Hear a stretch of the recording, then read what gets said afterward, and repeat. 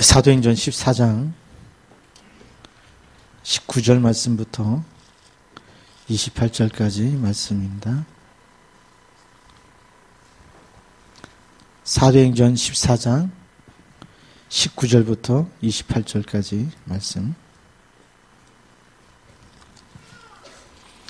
교독을 하겠습니다. 제가 먼저 있습니다. 유대인들이 안디옥과 이고니온에서 와서 무리를 충동하니 그들이 돌로 바울을 쳐서 죽은 줄로 알고 시외로 끌어내치니라.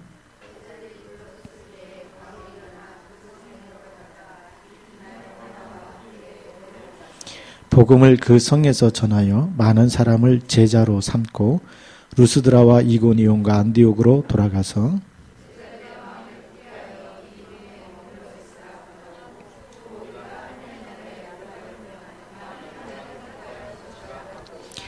각 교회에서 장로들을 택하여 금식 기도하며 그들이 믿는 주께 그들을 위탁하고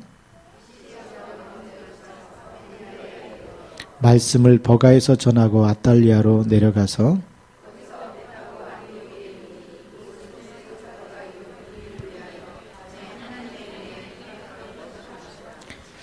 두 절을 같이 읽습니다.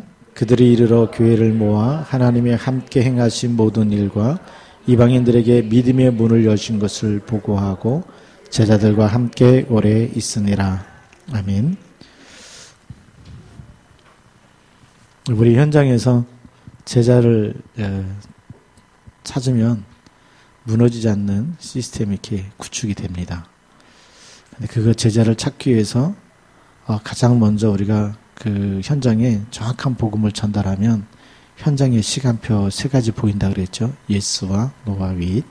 그리고 나서 정말 옥토를 찾아놓은 그 현장에다가 사명 메시지를 전달하면 제자가 보입니다. 그 제자가 안 보이면 우리가 메시지 전달하는 거에 실패할 수도 있고요. 제자를 못 찾았다는 것은 우리가 기도라든지 밭을 발견하지 못할 때는 다른 밭에다가 아무리 사명 메시지 전달해도 제자는 나오지가 않아요. 돌밭에다가 아무리 여름이 거름을 주고 물을 줘도 열매를 맺지 않는 거하고 똑같아요. 가시밭에다가 여러분이 아무리 거기다 비료를 주고 영양제를 주고 그렇게 해도 이 가시밭 속에는 열매가 달리지 않습니다.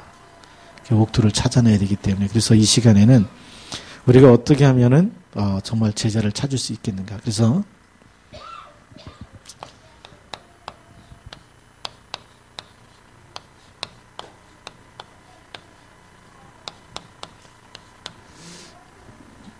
우리 전도 캠프 속에 제자를 찾는 비밀입니다.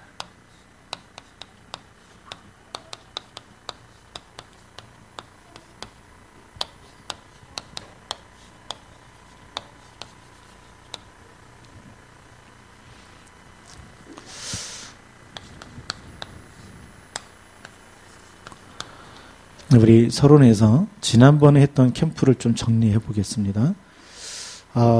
무슨 캠프를 하라 그랬죠? 반복 캠프를 몇 번까지요?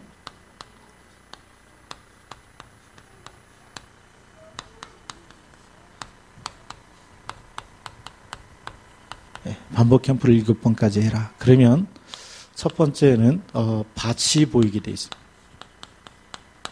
여기에 대해서는 눈이 열리죠.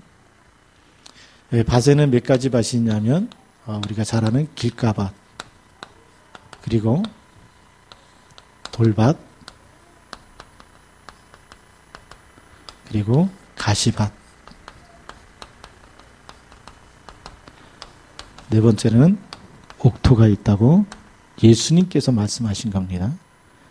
제 얘기가 아니고요. 네, 마태복음 13장에 이렇게 말씀하시는데 우리가 이 밭을 보기 위해서는 반드시 복음을 전달해야 되겠죠. 이 복음을 반드시 제시를 해야 됩니다. 그러면 길가밭은 복음에 대해서 무슨 반응이 일어나죠? 노라는 반응이 일어나죠. 그런데 이 돌밭은 기쁨으로 받는다 그랬습니다. 성경 표현을 보니까요. 예스 반응이 일어나고요. 가시밭도 거절하지는 않죠. 받습니다. 그리고 여기도 예스 반응이 일어나요. 반복 캠프를 하지 않으면 이렇게 똑같은 이 밭이 구분이 안 되기 때문에 여기다가 만들어 놓은 시스템은 캠프 끝나면 거의 다 무너집니다. 왜죠? 옥토인지 가시밭인지 돌밭인지 모르고 여기다 세웠기 때문에 여기다 시스템을 세우면 무너지겠죠. 다 예스라고 하니까 모르는 거예요. 어떤 게 옥토인지. 그래서 7번을 가보면 더 구체적으로 보이기 시작한다는 거예요. 그래서 반복 캠프를 안 하면 이 밭이 보이지 않고 예스라고 했기 때문에 와, 저분 정말 복음 잘 받는다. 울면서 영접했다. 그러면 우리 어떻게 하죠? 와, 사명장가 보다 그러잖아요. 한번 병원에 들어가서 이렇게 복음 전하는데 할머니 한 분이 이 불신자 상태부터 쫙 얘기하니까 다 우리 집안 얘기라고 좋아하면서 예수님을 영접을 하셨어요. 그 다음날 또 들어갔어요. 그 다음날 들어갔는데 그 할머니가 저를 불러요. 목사 양반 이리 와보시래. 갔어요. 무슨 얘기. 이거 오라 그러니까 뭐 음료수 주려고 그러나? 뭐 너무 어제 영접했으니까. 그냥 갔는데 보니까 그게 아니고요. 어제 영접한 거 물려달라는 거예요. 깜짝 놀랐어요. 왜 그러세요? 그랬더니 한 집안에 종교가 둘이 있으면 싸운다는 거예요. 그러니까 누굴 빼내달라는 거예요? 예수님 빼내달라는 거잖아요. 제 힘으로 빼내줄 수가 없잖아요. 그렇죠? 근데 그게 무슨 밭이라고요? 돌밭. 그래서 우리 여기에 있는 사람을 한 번 더 가봐야 되겠죠. 그래서 반복 캠프를 해보면 예스가 노로 바뀌는 경우도 있어요. 그 다음에 가시밭도 노로는 안 바뀌는데 웨이스로 바뀌어요. 근데 진짜 옥토는 계속 예스로 가겠죠. 자, 그런데 여기서 사역자가 어떻게 사역을 하느냐에 따라서 이것이 그 다음에 예스로 갈 때가 있어요. 네. 그럼 우리 팀의 기도와 하나님의 예비. 오늘은 아닌데 또 내일 모레 바뀔 수 있는 사람이 있어요. 네. 흑암이 꺾이고 복음 다시 받으면. 그래서 이거는 이제 치유 사역이 되겠습니다. 네. 이 두 가지는 치유 사역 메시지 가지고 다시 속지 않도록 정확한 복음을 주고 정말 이 그리스도 안에 있는 생명과 능력과 이 축복과 이걸 전달해 주면 그 중에 또 이 메시지 붙잡고 따라 나오는 사람은 치유되겠죠. 그래서 영적 상태가 바뀌는 사람은 다시 옥토로 바뀌어지는 이런 사람이 있고요. 안 바뀌는 사람이 있습니다. 여기서 또 예스로 가는 사람도 있고 노로 가는 사람도 있고 그러죠. 여기는 옥토는 어떻게 하죠? 항상 예스입니다. 근데 우리 반복 캠프를 안 하면 그 다음에 어떻게 바뀌는지 보지를 못하는 거예요. 그냥 다 만들면 여기에 있는 시스템은 자꾸 무너지기 때문에 그래서 지금까지는 캠프를 할 때는 신나고 좋았는데 끝나면 어떻게 되죠? 이 시스템이 지속이 안 됐어요. 그래서 많은 분들이 여기서 하다가 끝나는 캠프를 많이 했습니다. 여기까지 캠프는 무슨 캠프냐면 사도행전 13장에 있는 캠프예요.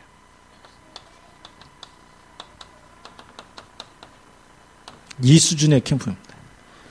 그럼 여기 가서 우리가 구체적으로 이걸 찾아내려면 반드시 무슨 캠프가 있어야 된다겠죠? 반복 캠프가 있어야 되는데 그런데 이 찾아놓은 사람이 제자 맞느냐? 구원의 길 메시지 가지고는 제자가 안 나와요. 구원의 길은 무슨 메시지죠? 영접 메시지. 영접만 일어나는데 영접만 수십 번 시켜도 제자는 아닐 수가 있어요. 그래서 반드시 찾아놓은 사람에게는 무슨 메시지를 전달해야 될까요? 예, 사명 메시지, 제자 메시지를 전달해야 돼요. 그래서 우리가 첫 번째로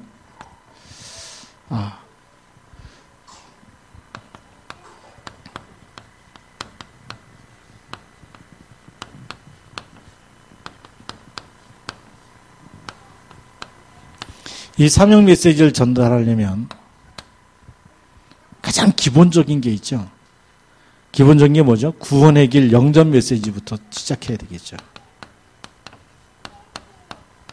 이것이 가장 기본입니다. 영접도 안 된 사람이 제자 될 수 있을까요?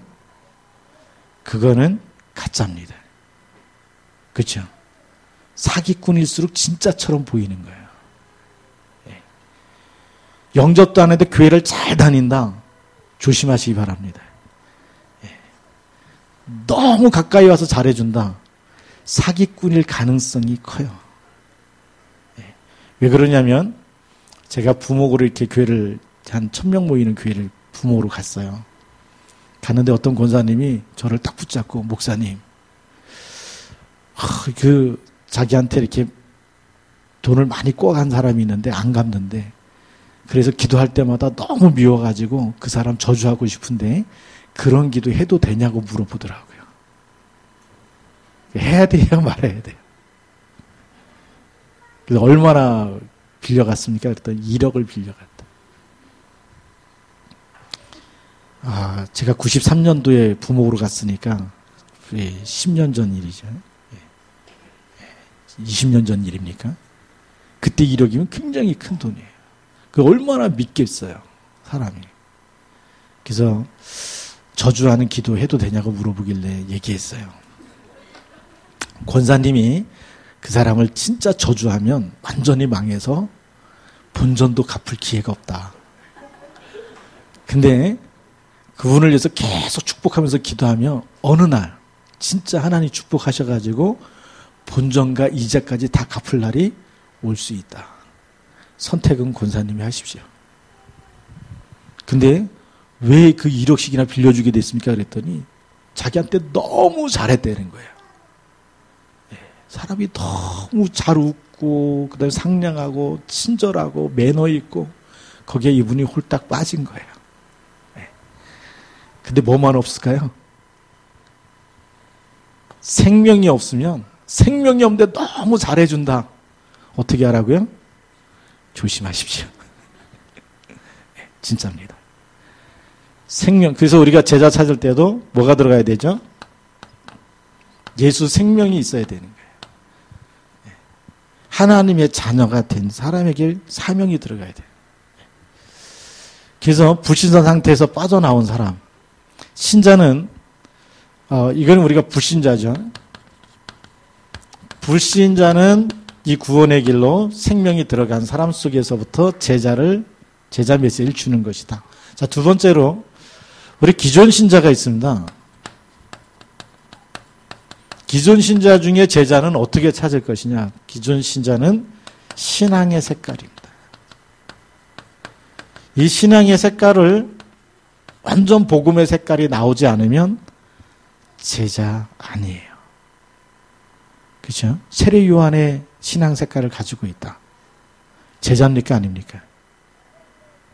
모든 사람을 비판하고 비난하고 그렇죠? 뭐 가지고요? 행위 가지고. 율법주의의 그 신앙과는 선과 악입니다. 근데 선악은 누구만이 할 수 있어요? 하나님만이. 우리도 악한데, 그죠? 하나님 뭐 보고 우리를 의롭다 하셨어요? 예수 그리스도의 피 보고. 근데 율법으로 보면은 죄인이에요. 그죠? 오늘 아침에도 싸운 사람 있을 거 아닙니까? 소리 지르고 막. 밥 안 차려주고 뭐 너 혼자 먹고 가라고 이런 분도 있을 거 아니겠어요? 율법의 눈으로 보면 착한 사람 아니거든요. 착한 사람 아니라는 얘기는 뭐죠?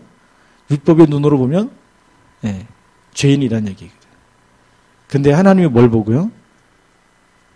예수 그리스도를 보고 의롭다고 인정하신 줄 믿으시기 바랍니다. 그래서 우리 이 신앙의 색깔이 마태복음 16장 13절부터 20절까지. 성경 표현해 보니까 와, 이게 의인이라는 말이 너무 멋있는 말이에요. 의인이라고 쓸 때 한자로 어떻게 쓰신지 아십니까? 이걸 의로울 의자로 쓰는데 양 한 마리에다가 내가 있는 거예요. 어린 양을 가지고 있는 사람이 누구라고요? 의인이다. 뭐 한자부터 복음이 다 들어가 있어요. 미인은요. 우리 미인이라고 얘기하지 않습니까?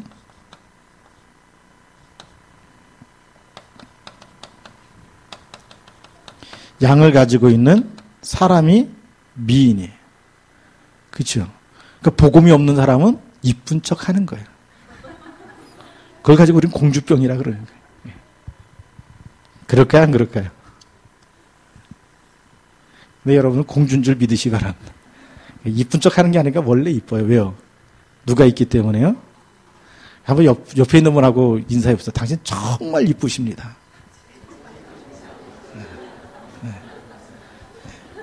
그 다음 말이 중요한 게 안에 계신 예수님이. 그렇잖아요. 그게 한자에 그렇게 표현되어 있어요. 왜 이쁘냐? 당신 속에 그리스도가 있기 때문에 너무 이쁘다는 거예요. 하나님 자녀이기 때문에. 거기서부터 우리 신앙의 색깔이 완전 복음이 돼야 하나님 역사하실 줄로 믿습니다. 자, 그러면 이렇게 가장 기본적으로 복음이 통하고 그리고 예수 생명을 가지고 있는 사람에게 꼭 전달해야 될 메시지가 뭐냐? 여러분 많이 들으셨을 겁니다. 뭘 들었냐면 예레미야 4장 1절부터 4절까지. 예레미야가 4장 1절부터 4절까지. 무슨 얘기가 나와 있을까요? 어린아이 입이 천장에 달다 붙었는데 떡을 떼어줄 사람이 없더라. 누군가가 정말 복음을, 현장에 뭘로 보이죠? 부신 상태로 다 재앙이 와 있는데 누군가 가서 그리스도 얘기하면 살아날 텐데 그걸 말해주는 사람이 없다. 에스겔서 33장 7절부터 9절까지 죄인한테 가서 말하라는 거예요. 뭐라고요? 네가 죄를 회개하지 않으면 하나님이 핏값을 너한테서 찾는다고 했다. 죄의 값이 뭐죠? 사망이죠. 근데 말을 해주지 않으면 누구한테서 찾는다고요? 나한테서 찾겠다. 저는요, 이 팀합숙에 가서 이 메시지 듣고 나서 현장에 가서 한번 써먹어 봤어요. 예. 초등학교 6학년 아이가 영접을 했는데 그 아이한테 이 메시지를 전달했어요. 너 니네 반 친구들한테 네가 지금 예수님 믿고 하나님 자녀 됐는데 이 그리스도 얘기 안 하면 핏값을 하나님이 너한테서 찾는다 그랬다. 어떡할래? 그랬더니 다 자기가 얘기하겠대. 전 그때 처음 만났어요. 이런 애도 있구나. 안 한다 그럴 줄 알았거든요. 근데 진짜 있는 거예요. 그러고 나서 그 메시지를 써먹었을까? 한 번도 안 써먹었을까? 팀합수 끝나고 나서 돌아왔어요. 한 번도 그 메시지를 전달한 적이 없어요. 그러니까 제자가 보여요, 안 보여요? 영접은 많이 시켰는데 교회와도 안 되고 제자와도 안 되고. 그래서 이 메시지 가지고 대만에 1년에 2번씩 들어가거든요. 대만 충신에. 갖고 거기서 이 메시지 우리 반드시 현장에 전달하자. 같이 간 목사님이 병원에 들어갔는데 그분이 그냥 혼자만 이렇게 말씀 받는 분이셨어요. 간호사분이. 근데 이 메시지 전달하니까 이거 내가 안전하면 핏값을 하나님 나한테 찾는구나. 그래서 그분이 이 메시지를 딱 붙잡고 자기 직원들을 다 모아놨대요. 근데 그동안에 가갖고 사역하던 사역자가 깜짝 놀랐어요. 이분은 양육만 받는 사람인 줄 알았더니 뭐 하고 있어요? 거기 있는 병원에 있는 직원들 다 모아놓고 사명이 들어가니까 사람이 달라진 거예요.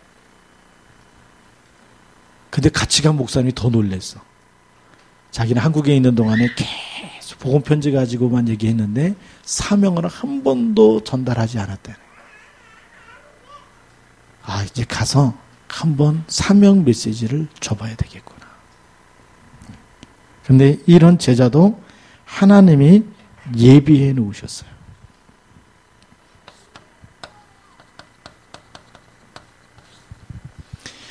영접할 사람도 옥토도 예비되어 있는 것처럼 제자도 예비되어 있습니다. 네. 자, 그 다음에 요 사명 메시지를 더 간단하게 어떻게 하면 되느냐. 적어도 영접하면 3가지 물어보면서 답을 주면 돼요. 그 하나님이 구원하신 이유.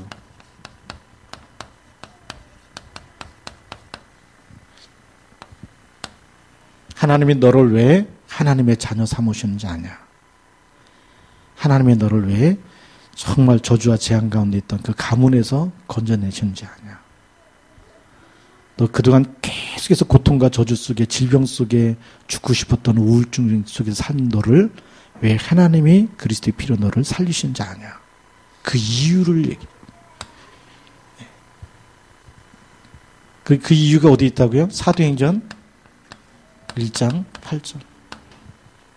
증인으로 나 같은 사람이 너무나 많기 때문에 하나님이 증인되라고 부르신 거다. 그렇죠? 그러면 우리가 증인으로 우리가 같이 쓰임 받아야 되지 않겠냐. 여기에 대해서 예스 하는 사람이 누구라고요? 제자다. 이걸 알아듣는 사람이 제자예요. 그래서 제자의 반응도 예스와 노와 웨이시 있어요. 영접했는데 이제 그만하세요. 영접해드렸으니까 영접했으니까 거기까지만 합시다. 교회 다니고 안 다니고도 내가 하고요. 내가 알아서 다 할게. 그만하세요. 이거 얘기하면 듣기 싫어요. 그만하세요. 이런 사람도 있을까요? 없을까요? 있어요. 근데 이렇게 예비한 사람도 있어요. 그다음에 두 번째로는 하나님의 계획이 뭔지. 지금 그 사람이 하고 있는 업이 있죠. 사업과 또 뭐 직업과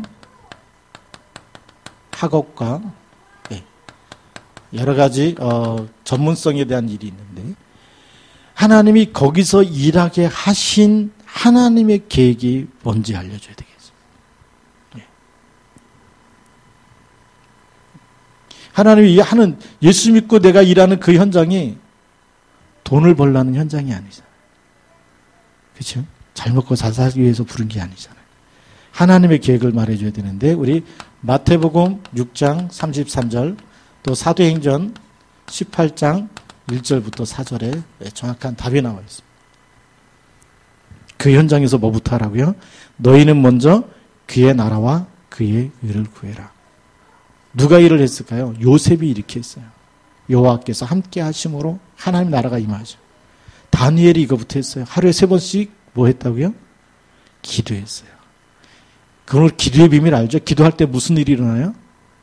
하늘 군대가 동원되어지고 흑암 권세가 무너지고 하나님 나라가 임하고 성령이 역사하시고 하나님의 뜻과 계획이 성취되는 일들이 일어나죠. 그거를 먼저 한 사람이 다니엘이에요. 저에게 피아노 이렇게 제가 개척했을 때 누가 피아노 기증을 해줬어요. 근데 반주자가 없어요. 그래서 하나님 앞에 기도해서 하나님 피아노만 주시고 반주자를 안 주시면 어떡합니까? 그랬더니 현장에서 이렇게 만난 자매가 영접하고 이제 반주자로 왔어요. 근데 영접하고 왔는데 보니까 불신 상태가 좀 많이 있어요. 근데 이 자매가 어린이집 이렇게 교사로 다녔는데 1년에 2번에서 3번을 직장을 옮겨요. 옮길 때마다 무슨 얘기냐면 같이 일하는 선생님이 정신문제 심각합니다. 같이 못하겠어요. 다른 데 들어가면 그 원장님이 너무나 저를 막 못 살게 이렇게 하는데 너무나 이렇게 맞지 않는 얘기를 많이 하고 너무나 힘들어요. 그래서 또 나와요. 그걸 2년 그렇게 하더라고요. 그래서 어느 날 또 나오려고 그러길래 얘기해 줬어요. 너 누군지 아냐? 하나님의 자녀가 되는 권세가 있다. 이제부터 다른 사람보다 5분 일찍 출근해라. 10분 먼저 가라. 가서 뭐 하라고요? 다니엘처럼 기도부터 해라. 하루 3번. 퇴근하기 전에도 다 선생님들 간 다음에 마지막으로 기도하고 나와라. 그것만 얘기죠. 너에게는 하나님의 자녀가 되는 권세, 흑암을 꺾을 수 있는 권세까지 줬다. 피해 다녀야 될 사람이 아니다. 그 사명 메시지를 잠깐 팀 사역을 했는데 1년이 지나도 안 나와요. 벌써 몇 번씩 찾아와가지고 직장 옮긴다고 얘기해야 되는데 1년 됐는데 안 나오는 거예요. 궁금해갖고 제가 물어봤어요. 그러니까 제 영적 문제는 궁금하면 못 참는 거하고 배고프면 못 참는 거 두 가지입니다. 배고픈 거 이게 조금 치유는 됐는데 아직 다 치유가 안 돼가지고 그래서 궁금해갖고 물어봐서 뭐 하냐 그랬더니 계속 가서 목사님 시킨 대로 기도하는데 전도 문이 열린다는 거예요. 아이들도 영접하고 그 어머니도 연결돼서 또 이렇게 말씀 운동 일어나고 있고.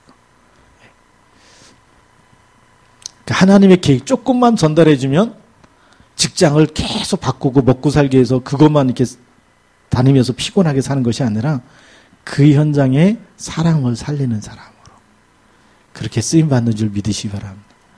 바울이 업이 같음으로 생업이 같음으로 누구하고요?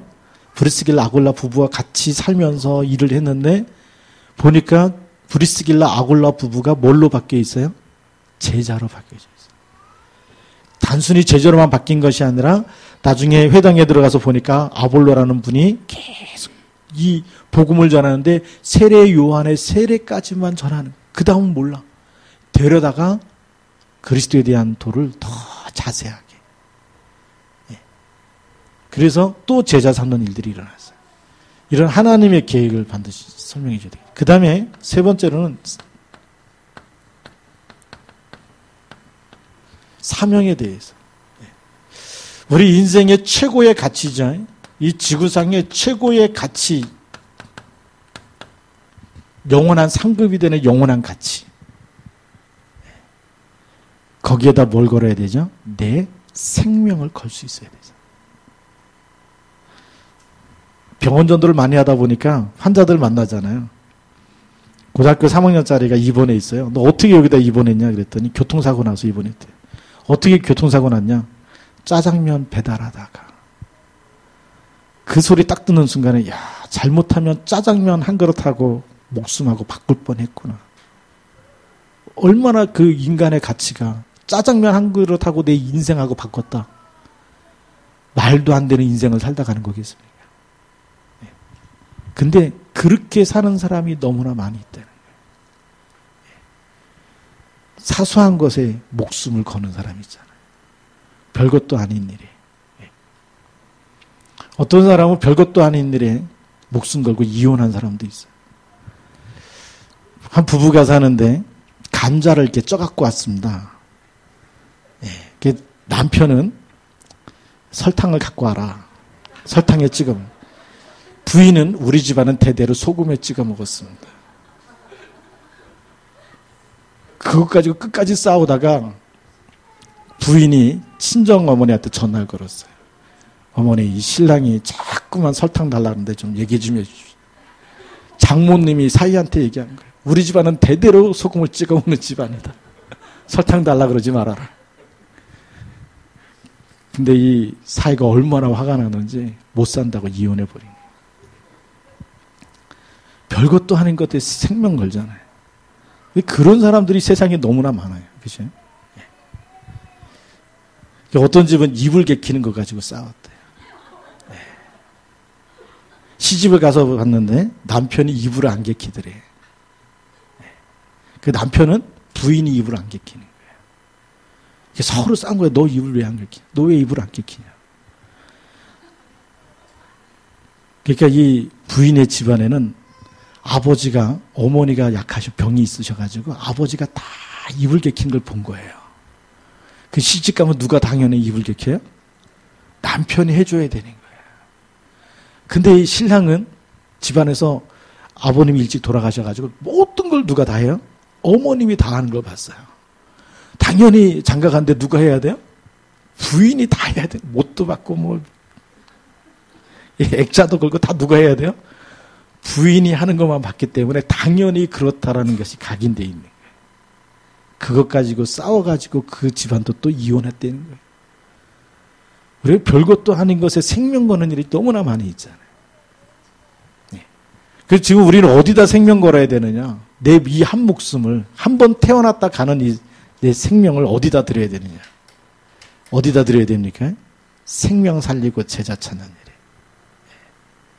내가 먹고 사는 게 이게 진짜 주업이 아니구나. 내 인생의 주업은 영혼을 살리고 제자를 찾는 것이다. 최고의 가치. 요 세 가지가 전달됐을 때 여기에 대해서 예스라는 반응이 일어나는 사람이죠. 요 사람의 뭐라고요? 제자다. 자, 그러면 다섯 번째로 요 제자를 세우는데 그럼 교제는 뭘로 할 거냐? 교제에 대해서 고민 많으셨잖아요. 그렇죠? 교제 있어요? 이렇게 하면 딱 제자가 나온다. 판에 찍는 교제는 없습니다. 그렇죠? 네. 여러분 그 교제 보고서 제자 됐습니까? 없어요. 근데 하나님 말씀 속에서. 근데 제자 가슴 속에는 이런 사명이 있기 때문에 뭘 주냐면 미션을 줘요.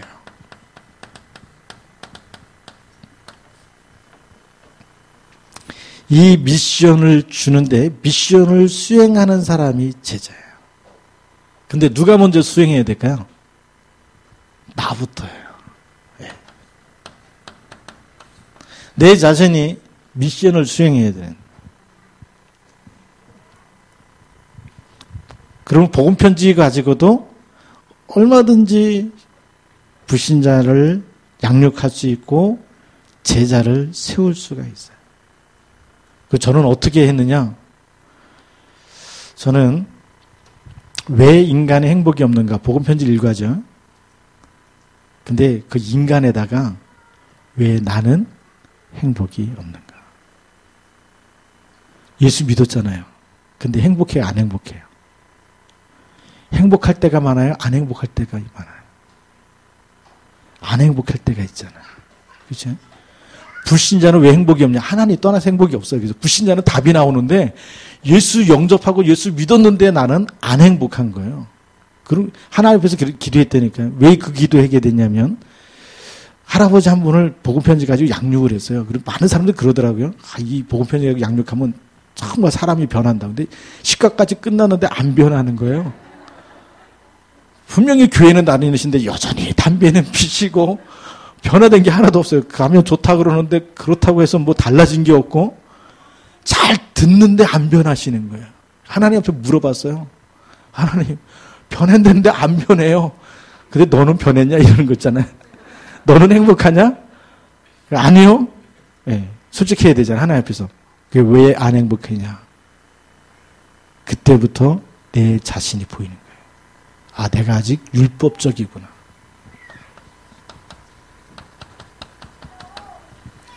다른 사람이 뭐라 그러면 상처를 잘 받아요. 네. 그래서 뭐가 있어요? 속에 꽁 하는 꽁귀신이 있는데 한 번 상처받으면 3일 동안, 일주일 동안 제 말을 안 했어요. 그리고 누가 더 힘들까요? 네, 옆에 있는 분이 가장 힘들어요.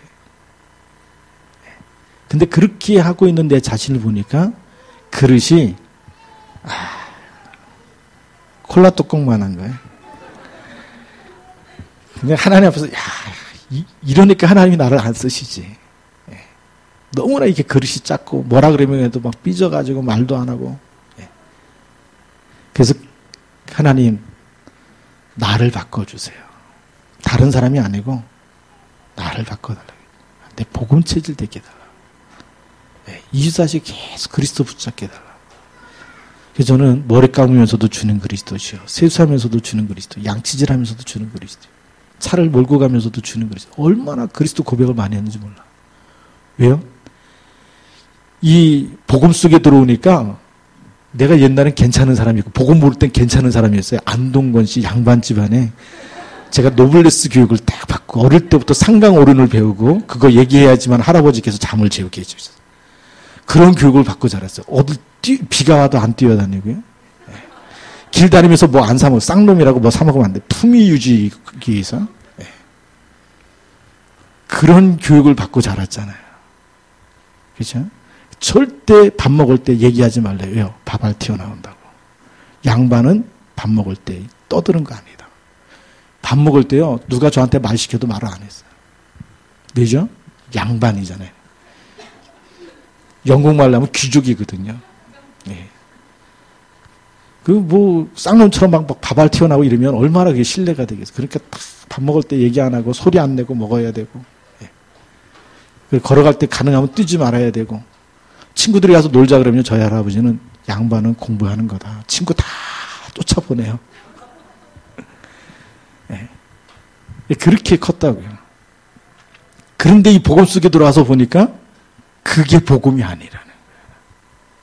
그렇게 괜찮은 사람으로 내가 나를 평가했는데 계속 하나님이 드러나게 하시는 거 있잖아요. 그래서 다락방 안 하고 싶더라고요. 왜 자꾸 20문제 드러나니까 도망가고 싶더라고요. 근데 도망가고 싶은데 한쪽으로 이게 하나님이 지금 나를 치유하는 시간표구나. 기도 제목으로 계속 주셔서 싸우라는 거구나. 그때부터 드러나면 기도하고 또 드러나면 기도하고. 근데 어느 날부터 화가 날 만한 얘기를 들었는데 화가 안 나는 거예요. 나도 모르게 뭐가 되어 있죠? 치유가 되어 있는 거예요. 예, 그러면부터 가만 들어보니까 맞는 말이에요. 수용이 되잖아요. 그 다음부터 수용이 되기 시작하니까 그릇이 조금씩 커지기 시작하더라. 네. 그래서 왜 인간은 행복이 없느냐 가지고 왜 나는 행복이 없는가. 그거 가지고 보니까 우리 성도들이 보여요. 우리 성도들은 왜 예수 믿는데 오늘따라 인상 찌그리고 앉아있을까? 왜 행복이 없을까? 이렇게 보이기죠. 근데 그거 가지고 왜 사명자는 행복이 없을까? 그죠? 옆에 죽어가는 사람 봤어요? 정신문제로 시달리는 사람 봤어요? 살려야 되는데 그냥 왔다. 행복할까요? 아니면 씁쓸할까요? 살려야 되겠어요.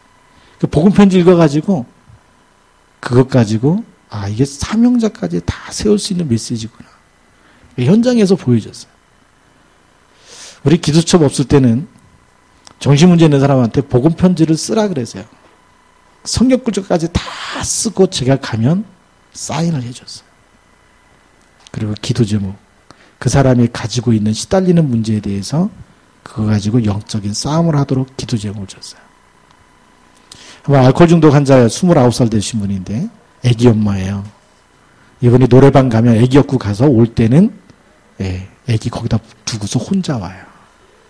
그러면 시아버지가 다 뒤져가지고 그 손주 찾아갖고 오시는 거예요. 왜요? 술을 너무 많이 드시니까 필름이 끊어지면 자기 행동도 자기가 자기를 잘 관리 못하잖아요. 근데 이제 그분 외삼촌 되신 분이 학교 후배였는데 전화가 왔어요. 목사님, 우리 조카가 있는데 제가 어떻게 할 수가 없습니다. 도와주십시오. 가갖고 뭐 했을까요? 복음편지 쓰게 하고 그거 가지고 묵상하게 하고 그렇게 자기에게 드러나 있는 문제 가지고 영적인 사실로 보고 기도 제목으로 삼아서 기도하게 만들어요. 그거밖에 안 했어요. 4개월 됐는데 이분이 저한테 얘기하는 거예요. 목사님, 이제는 집에 가도 될 것 같아요. 왜요? 그랬더니 술 안 먹는데. 그래서 너 참는 거냐? 아니면 생각이 안 나는 거냐? 참으면 어떻게 하죠? 재발될 수 있잖아요. 근데 생각이 안 난다는 거예요. 누가 역사하시죠? 하나님이 역사하십니다. 그래서 이렇게 보면서 내 자신이 이 치유가 되어지는데 하나님 주신 미션이잖아요. 기도 제목이 발견되어지는 거예요. 말씀을 내가 이 말씀으로 행복해야 되는데 사람 때문에 사람에게서 행복을 찾으려고 했구나. 사람을 의지하려고 했구나. 이게 다 보여지는 거예요. 내가 그리스도의 사람이 아니고 내가 당신 너무 멋있습니다. 당신 이쁘십니다. 당신 이런 얘기 들으면 막 기분 좋아진다.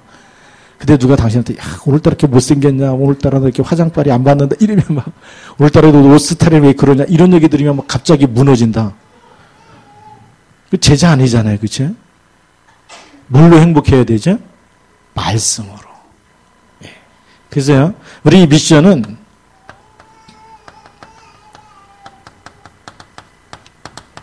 이걸 딱 붙잡고 있어야 돼요. 하나님이 오늘 나에게 준 말씀. 그 제자 세울 때도요, 말씀 가지고 붙잡도록. 복음 편지도요, 쓰면서 거기에 대해서 나에게 해당되는 것 가지고 붙잡고 기도 제목으로 바꾸고 기도할 수 있도록 도와주는 거예요. 때로는 강단 메시지 가지고 말씀이죠. 이번 주는 하나님이 나에게 이런 말씀을 주셨다. 그러면 그 일주일 동안 계속 매일 묵상하는 거예요. 예. 그게 오늘의 말씀. 오늘의 말씀은 다른 말씀 붙잡으라는 게 아니에요. 그리스도는 어제나 오늘이나 영원토록 동일하시잖아요. 예. 강단 메시지 붙잡고 매일 묵상하면 매일 똑같은 것 같죠? 매일 다른 응답이 와요. 이 말씀 미션을 수행해 본 사람은 무슨 맛인지 알고 안 해본 사람은 그럴 거거든. 고개만 끄덕끄덕 하다 가끔씩 아니요 이렇게 할 때가 있어요. 왜냐하면 못 알아들으면 자꾸 졸렸거든요. 그렇죠? 예. 자, 그런데 이 말씀 미션을 내가 하는 사람은, 내가 응답받은 사람은 어떻게 응답받을지 길이 보여요. 예. 그래서 그렇게 말씀 붙잡고 묵상하고 기도하도록 도와주게 됩니다. 자, 그 다음에 무슨 미션을 주죠? 기도 미션. 기도 미션은 내 자신이 복음이 아닌 부분을 치유해야 되는 부분이 발견되어지고요. 그 다음에 우리 만났던 사람들도 영적 상태가 발견되어지면 어떻게 그 흑암을 꺾어줘야 되겠다라는 기도 미션, 기도 제목이 발견되어지죠. 우리 8가지 미션을 쭉 하는 중에 그 중에 하나가 기도 제목을, 기도를 많이 하는 것보다 중요한 것이 기도 제목을 발견하는 거다. 그런데 현장 뛴 사람 그 말이 무슨 말인지 알아요.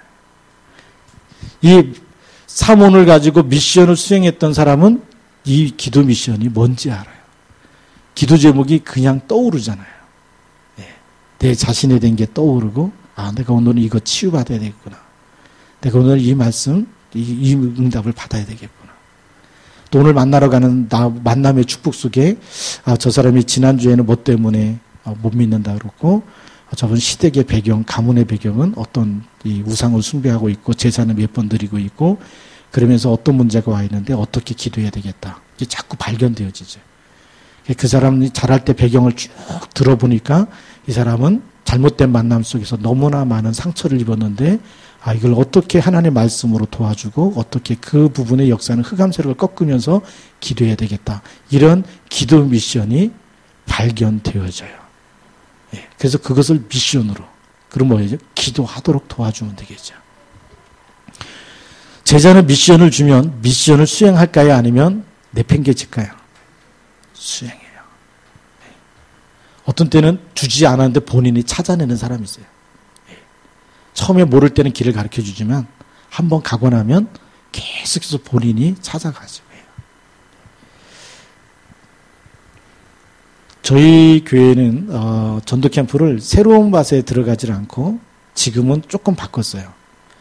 교인들이 만나고 있는 사람 중에 불신자도 다 적어서 내고, 왜냐면 어린이 보니까 이제 아이 3명이 있는 그 권사님 가정이 있는데 큰애는 초등학생, 그 다음에 이 5살짜리는 어린이집 다니고 이제 또 이제 젖먹이가 있고 그래요. 2명이 있죠. 관계 맺을 수 있는. 학교에 다니면 학부모님들 만남이 있어요. 한 달에 한 번씩 있어요. 거기서 그 알고 지내는 사람, 또 가까이 마음을 열 수 있는 사람들이 있죠. 그 중에서도 옆에 불렀고 언니 하고 이렇게 잘 따라 붙는 사람이 있고, 또 어린이집에 다니고 있어요. 그럼 거기 또 학부모 만나면서 같이 아이 보내놓고 그냥 바로 집에 안 들어가죠. 마당에 서서 한동안 얘기하잖아요. 근데 얘기하는 중간에 남편 얘기, 자녀 얘기 다 얘기하잖아요. 그렇죠? 그래서 얘는 무슨 특장애가 있다. 얘는 뭐 남편이 뭐 교회 다니는 거 싫어한다. 뭐 다 분석을 해가지고 명단을 쫙 냈어요. 전 교인이 같이 기도해요. 그렇게 명단을 낸 사람이 저희 교회 한 10몇 명 되는데, 그거 놓고 한 달 동안 집중 기도하다가 초청해가지고 DD를 잡아서 전도해요. 지난번에 그렇게 했던 사람이 다 영접을 했어요. 너무 쉽죠? 그 무슨 캠프, 반복 캠프 하는 거예요. 그 사람들 가지고. 그러니까 알고 지내던 사람이 영접하니까 구역 예배도 오고 교회 와도 되어지고. 모르는 사람 붙잡고 끌고 오려면 10년 걸릴 건데 늘 알고 지내던 사람이 영접하고 돌아오니까 너무 빠른 거 있죠. 이 미션을 수행하게 되면 예. 그 다음에 무슨 미션이 나오죠? 전도 미션. 전도 미션은 내가 늘 만나는 사람. 네. 여러분들이 그 머리하러 가는 단골이 있어요, 없어요? 단골이죠? 저도 제 머리하는 단골이 있어요. 한 번은 동네 미용실을 갔어요. 머리 장난이라고 써 있더라고요. 갔더니 진짜 머리를 이상하게 만들었어요. 거기는 절대 안 가요. 네. 다른 데 갔더니 거기도 보니까 제 머리가 이렇게 차분한 것처럼 보이는데 짧게 자르면 옆으로 뻗쳐요. 이거는 특수 미용 기술 가진 저희 교회 형제가 미용사인데 그 형제가 항상 잘라줘. 다른 미용실 가면 머리가 항상 뻗쳐요. 옆으로 딱 삐져나옵니다. 말총머리 해가지고 위에 머리로 아래로 눌러놔요. 그래서 이렇게 지금 차분하게 보이는 건데 이게 보통 기술이 아니더라고요. 동네 어느 미용실 가도 그거를 할 수 있는 미용사가 없어요. 근데 늘 만나는 그 형제한테 무슨 메시지 줄까요? 이 메시지 줄 거예요. 만날 때마다. 여러분들이 가는 단골이 있잖아요. 그렇죠? 그게 여러분들이 전도 대상자가 되고 때로는 기존 신자가 되면 이런 사명 메시지를 줄 수 있다는 거예요. 그리고 그 현장이 뭐가 될까요? 어느 날 시스템으로 바뀌어질 수 있겠죠. 근데 우리는 그걸 놓고 기도를 안 한다는 거예요. 한번 새롭게 해보시기 바랍니다. 이 전도 미션이 너무 쉬운 게 우리 이제는 관계되어 있는 사람. 한 번은 수원로에서 이렇게 캠프하는데 이분이 보험회사 하는 직원이세요. 캠프하니까 얼마나 아는 사람 많아요. 그 시간대별로 다 만나기로 약속을 했어요. 첫째 날 막 영접하고 나니까 너무 좋아가지고 가야 될 것이 너무 많으니까 너무 정신없이 막 서두르시는 거예요. 인도받아야 되는데 굉장히 서두르셨어요. 막 한 두 사람 영접하고 나니까 내일은 뭐가 되죠? 기대가 되잖아요. 기대가 되는데 두 번째 날 갔는데 오전에 메시지 끝나고 현장 가야 되는데 집사님이 아무 말씀 안 하시는 거예요. 목사님 오늘은 갈 데가 없대. 왜 그래요? 그랬더니 어제 그 소문 다 나가지고 다 약속을 누가 전화했는지 다 캔슬이 된 거예요. 취소가 됐어요. 그 집사님 만나면 교회 다니라 그러니까 절대 만나지 말아라. 갈 데가 있어요, 없어요? 없잖아요. 그렇다고 집사님하고 공원에서 놀 수도 없고, 그렇죠? 그래서 그런 집사님 집으로 한번 가봅시다. 그때가 이제 2월달 방학 기간이었기 때문에 그 집사님의 집에 갔더니 아들 둘이 있었어요. 그래서 얘기했어요. 집사님 내일은 아이들은 금방 전화하면 친구들 다 초청하니까 집사님 집에서 이렇게 과자 파티 한번 열어봅시다. 그래서 파티 열고 친구 초청하도록 합시다. 근데 그분이 새벽기도 끝나고 진짜 과자 사다가 집에다 놓고 아들들한테 얘기했어요. 내일 요 시간에 친한 친구 다 불러와라. 세 번째 날 갔더니 진짜 친구들이 그 집안에 있는 거예요. 너무 쉽죠? 예. 핸드북 가지고 복음 전하고 영접하고 시스템 만들고. 그게 전도 미션이에요. 미션을 주니까 진짜 미션을 수행하시는 거예요. 예. 그 우리는 멀리서만 찾으려고 그러잖아요. 근데 아들도 전도의 문이 될 수 있어요. 자녀도 문이 될 수 있어요. 제가 한 번은 그 일산 쪽에서 전도하다가 그 교회 갔는데 거기 세 가족이 있어요. 교회 등록한 지 3개월밖에 안 되셨는데 이분이 전도 캠프가 있다고 하니까 남편한테 오늘은 한 3일 동안 버스 타고 가라고 이렇게 남편 자가용을 뺏어놨어요. 캠프가 너무 중요하기 때문에 내가 써야 된다.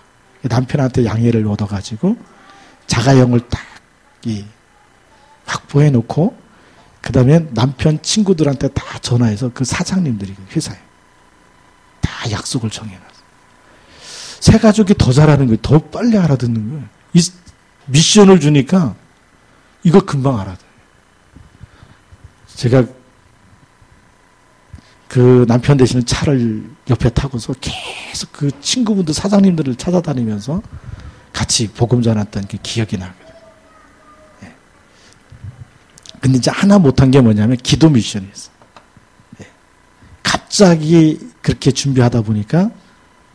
이것이 준비가 안 됐죠. 예, 그게 하나의 미스테이크였는데, 기도 미션은 참 잘하시는 분이구나. 전도 미션을. 만약에 기도까지 같이 되어지면 이분은 하나님께서 참 많은 문을 여시겠다. 이렇게 돼요. 그래서 우리 이 사명 메시지를 주고 나면 두 번째로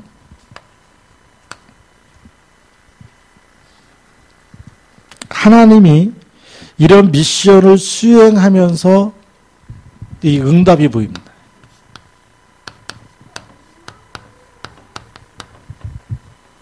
그러면 이제는 현장에 들어가면 제자 찾을 수 있는 메시지는 이렇게 구원의 길, 가장 기본적인 것부터 점검하고 그 다음에 이 구원받은 이유와 계획과 사명, 그 다음에 미션 세 가지를 한번 이거는 양육하면서 줘보시면 되고요.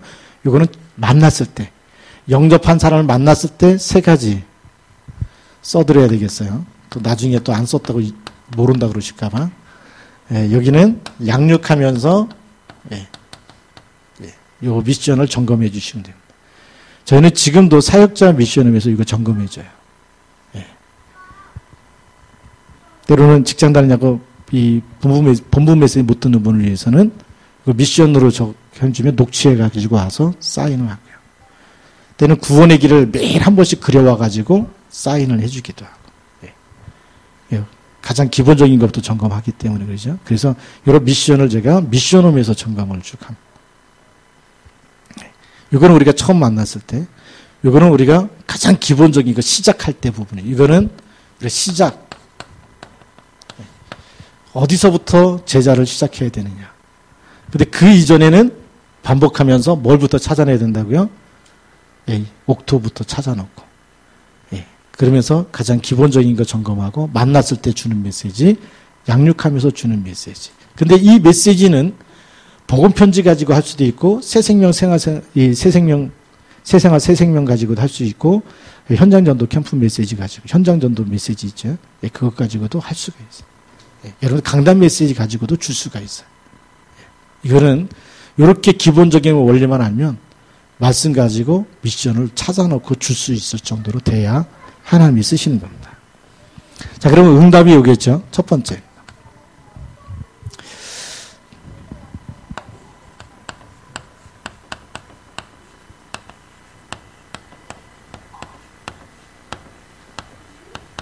예비된 제자의 특징이 있습니다. 마태복음 4장 19절. 마태복음 4장 19절이 뭐죠? 나를 따라오너라 내가 너희로 사람을 낚는 어부가 되게 하리라. 우리 처음 만났는데 이 메시지 줬다. 따라갈까 안 따라갈까? 우리 일반적인 상식으로. 지금 고기 잡던 배 다 버려도 뭘 먹고 살라고, 그렇죠? 그냥 안 따라가지는 거예요. 근데 이렇게 예비된 사람도 그냥 따라가는 게 아니고 뭔가 그 전에 일이 있었어요. 갈릴리 바다에서 밤새도록 고기 잡는데 잡았어요? 못 잡았어요? 깊은 데로 가서 금을 던져라. 그랬더니 베드로가 얘기하죠. 밤새도록 수고했는데 한 마리도 못 잡았어요. 근데 뭐에 의지해서요? 말씀에 의지해서. 근데 말씀에 의지해서 순종했는데 보니까 그냥 대충 잡힐 줄 알았어요. 먹고 살 만큼. 근데 얼만큼 잡혔다고요? 그물이 찢어질 만큼. 한 배에 다 못 실어가지고 다른 배 불러다가 두 배에다가 가득하게 실었어요. 그러고 났을 때 예수님 보는 눈이 일반 사람으로 보여요? 다르게 보여요? 우리가 그리스도가 발견되지 않으면요, 따라갈 수가 없어요. 예비된 제자의 특징, 내 모든 문제는 그리스도만이 해결될 수 있다. 이 답이 나야지만 그리스도 따라갈 수 있어요. 그렇겠죠? 그런데 그렇게 그 주님을 만났던 그분이 어느 날 와가지고 부르시는 거예요. 너는 나를 따라오너라. 내가 너희로 사람을 낚는 업. 그때는 기분 좋아서 따라갔을까요? 아니면 갈등하면서 따라갔을까요? 왜요? 받은 응답이 있잖아요.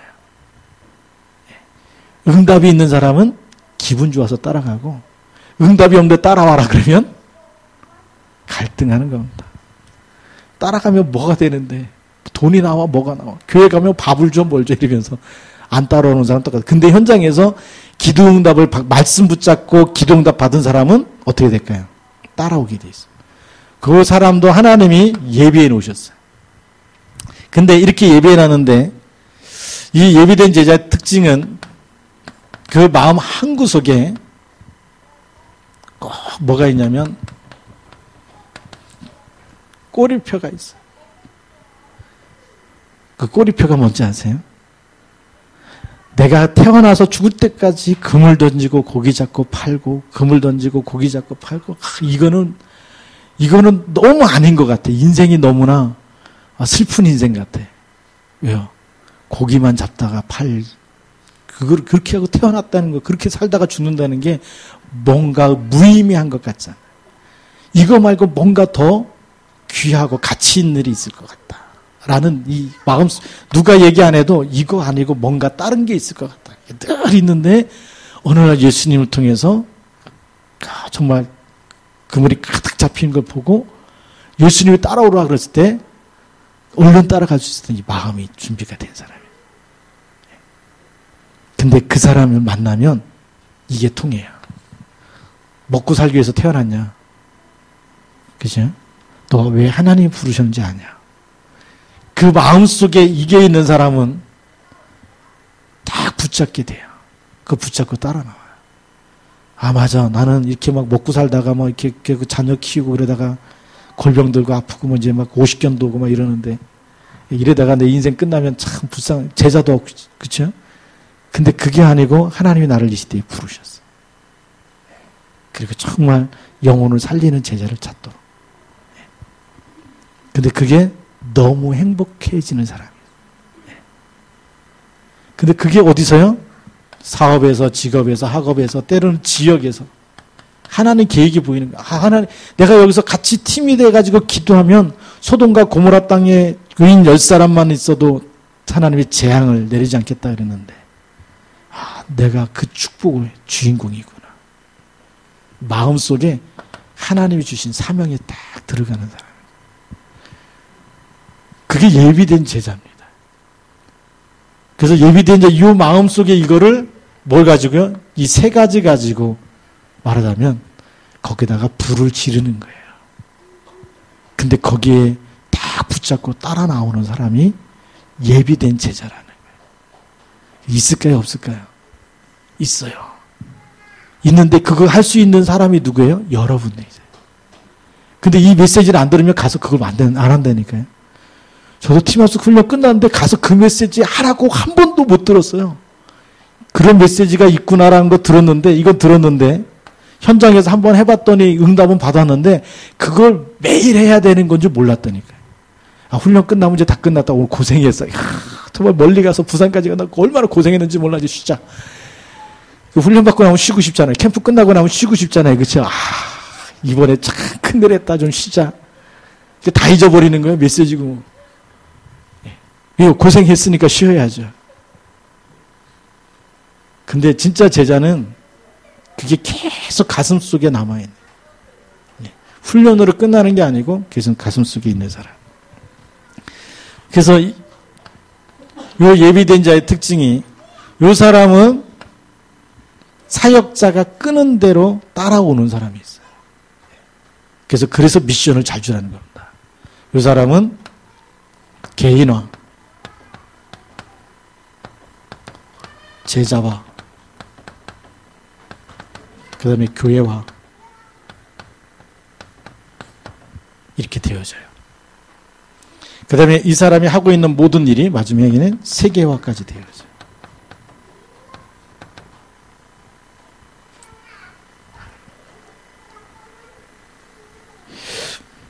왜 예배를 드려야 되는지.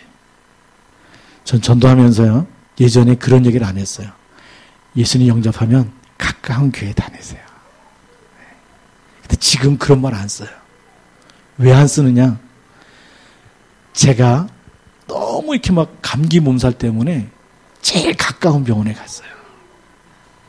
그랬더니 청진기 대보고 머리 딱 만져보더니 열이 펄펄 끓으시네요. 감기입니다. 그러더니 감기약을 줬는데 일주일 먹어도 안 낫는 거예요. 그래서 병원을 옮겼어요. 그랬더니 그분은 나보고 누워보라 그러더니 다 청력이 되고 장에서부터 쫙 다 진단하더니 감기 몸살이 아니고 장염이십니다.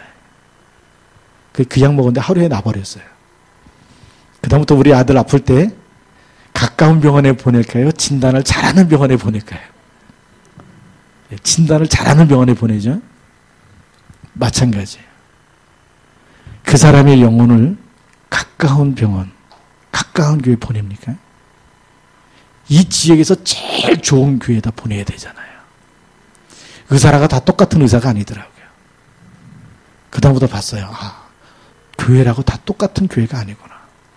현장에서 전도하면요, 처음에 모를 때는 그냥 동기 없애려고 아무 교회, 그럼 내가 대단한 것처럼 보이잖아요. 뭐 이렇게 다 좋은 교회 아무 데나 다 똑같다고 가라 그러는데, 근데 병원 가보니까 안 그렇던 거 알고 나서부터 아, 이게 아니다. 또 이제 그렇게 또 교회를 소개시켜 줄 때 그렇게 이게 복음 가진 교회를 소개시켜 주는 이유가 왜 생겼냐면, 안양에서 전도하다가 불신자가 영접하고 같이 점심 식사를 하게 됐어요. 영접하고 이제 식사를 하는데 그분이 저한테 물어보는 거예요. 목사님, 질문이 있대요. 뭐냐 그랬더니 제일 좋은 교회가 무슨 교회입니까? 저한테 물어본 거예요.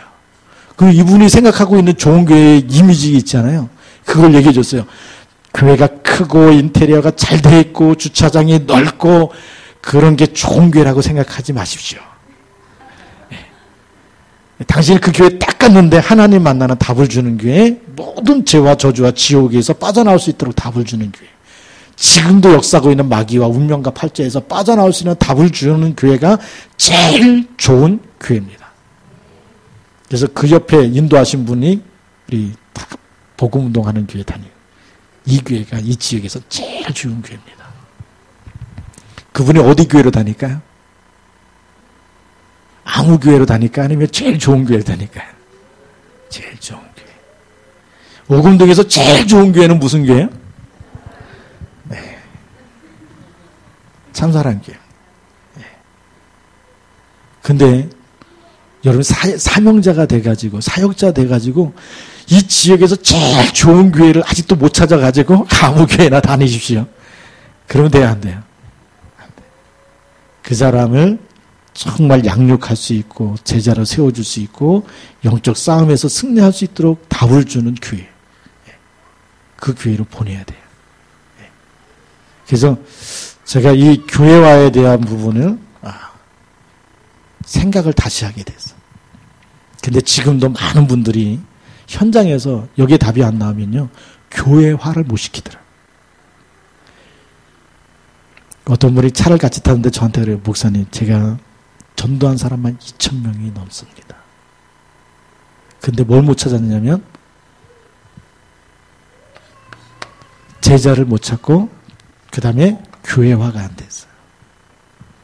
저한테 얘기하는 거예요. 솔직하게. 목사님, 저는 2,000명 영접시켰는데 제자 한 명도 없습니다. 그리고 2,000명 영접시키면서 무슨 메시지만 했다는 얘기죠? 이 메시지 가지고는 2,000명을 만나도 제자가 안 나오고 3,000명을 만나도 제자가 안 나와요. 반드시 이렇게 줘야지 나오는 줄 믿습니다. 그래서 오늘부터 실수하지 말고 우리 꼭 영접하고 나면 뭐 하죠? 제자 메시지 한번 줘보세요.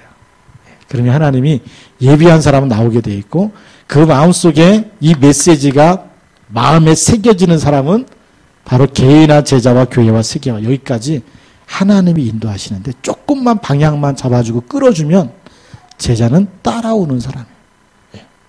그렇게 하나님이 준비해 놓은 줄 믿으시기 바랍니다.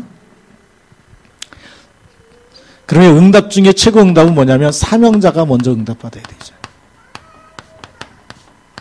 우리 사역자가 내가 제자가 안 되면 하나님 제자를 붙일까요? 안 붙일까요? 어제 팀 구성에서 다 얘기했죠. 내 영적 상태와 내 그 사역자로 팀이 준비되지 않으면 하나님은 이 사명자가 먼저 준비되지 않으면 붙이지 않는다. 그걸 우리는 영적 원리라 그랬죠. 영적 원리에 따라서 하나님이 만남을 주신다. 내가 미션을 수행하지 않고 있어요. 나는 왜 하나님이 나를 구원하시는데 오늘도 나는 치유 대상자고 헷갈리고 있고 내가 여기 왜 앉아 있는지 모르겠다. 그런 사람에게 하나님은 절대 제자를 붙일까요, 안 붙일까요? 같이 헷갈리기 때문에 안 붙이는 거예요. 그 사람보다 더 수준 높은 사람 붙일까요, 안 붙일까요? 절대 안 붙여요. 그래서 우리가 준비되어지는 이 영적 원리가 있기 때문에 하나님의 영적 원리에 따라서 역사하신 줄 믿습니다. 그게 성경적인 전도의 수준이에요. 자, 우리 오늘 바울 얘기를 합시다. 바울이 복음 전하다가 뭘 맞았어요? 돌에 맞았어요. 뭘 전하다가요? 복음을 전하다가. 자, 그럼 복음을 전하다가 돌에 맞았는데 돌 던진 사람들이 죽은 줄 알고 갖다 버린 거예요. 그렇죠? 바울은 이때 한 번 죽었어요. 깨어나서 보니까 살았어. 그러면 그 전하고 똑같은 복음을 전했을까요? 아니면 내가 죽으면 내 대신 복음 전할 사람이 없기 때문에 빨리 일꾼을 세워야 되겠다고 생각했을까요? 그럼 나 같은 일꾼을 세워야 되겠죠. 그럼 바울은 여기까지 나와 똑같은 나의 영적 상태와 똑같은 그리고 내가 준비된 내가 깨달은 복음 이 복음을 그대로 전달할 누굴 찾아요? 제자를 세워야 되겠구나.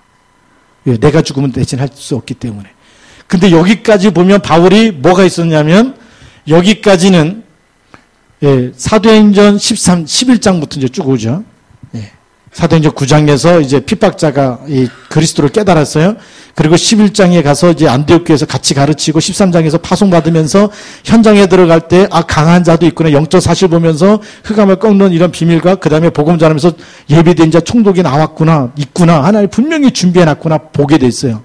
그러면 여기서 내가 깨달은 복음과 영적 사실을 가지고 제자한테 전달해 줄 때는 단순히 구원의 길만 전달한 것이 아니고 기도의 비밀까지 영적인 싸움을 할 수 있는 사람까지 왜 싸워야 되는지 이유까지 우리가 복음 안 전하면 현장이 어떻게 되는지 다 설명했을까 안 했을까요? 그래서 제자를 굳게 한 후에 제자를 삼고 14장에서부터 그 얘기가 있어요. 한번 사도행전 14장을 봅시다. 21절 말씀에 보면 복음을 그 성에서 전하여 많은 사람을 제자로 삼고 그렇죠? 그 다음에 22절에 제자들의 마음을 굳게 하여 이 마음을 굳게 하고 제자로 삼고 복음으로 완전히 복음에 담나도록 도와주고 그리고 23절에 보면 각 교회에서 장로들을 택하여 금식 기도하며 그들이 믿는 주께 그들을 어떻게 했어요? 위탁하고 마지막 28절에 보니까 제자들과 함께 오래 있으니라. 이러면서 완전 이 바울은 돌에 맞아서 죽었다 살아나면서 자신이 가지고 있는 복음과 영적 사실과 기도의 비밀과 그 다음에 현장이 어떤 것인지 정확하게 대신해서 이 복음을 전할 사람, 미션을 수행하면서 현장에 정말 인생의 모든 문제의 답이 그리스도라고 말할 사람, 그리고 본인도 치유되고 본인도 기도하면서 현장에 이 복음 방해할 때마다 영적인 싸움을 싸울 수 있는 사람, 기도가 되어지는 이런 제자를 삼기 시작했다는 거죠. 가장 시급한 일이었어요. 왜요? 또 언제 돌에 맞아서 죽을지 모르기 때문에. 여러분 왜 제자를 세워야 됩니까? 사람은 죽으면 뭘 남기죠? 호랑이는 죽으면 뭘 남겨요? 사람은 죽으면 이름. 그러면 우리 예수 믿는 사람은 죽으면 뭘 남겨야 돼요? 제가 한 얘기 아니에요. 마태복음 28장 16절에 보니까 그러므로 너희는 가서 모든 족속으로 제자를 삼아. 제가 우리 교회에서 얘기한 게 있어요. 장례식 할 때 제자가 없으면 날 부르지 마라. 야, 얼마나 하나님 앞에 가면 쪽팔리겠냐. 제자 없으면 장례식도 안 치러줍니다. 제자를 남겨야 되잖아요. 그렇죠? 왜요? 그러므로 너희는 가서 모든 족속으로 제자를 삼아. 여러분들 오늘 현장에서 메시지 가지고 응답받고 또 우리 자신이 응답받는 응답의 날이 되기를 주님의 이름으로 축복합니다. 기도하시겠습니다. 살아계신 하나님 아버지 감사합니다.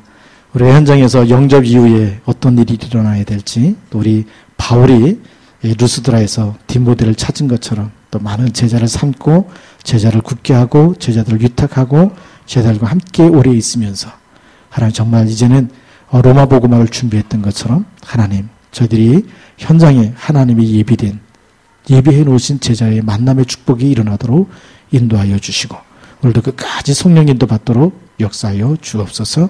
예수님 이름으로 감사하며 기도드립니다. 아멘.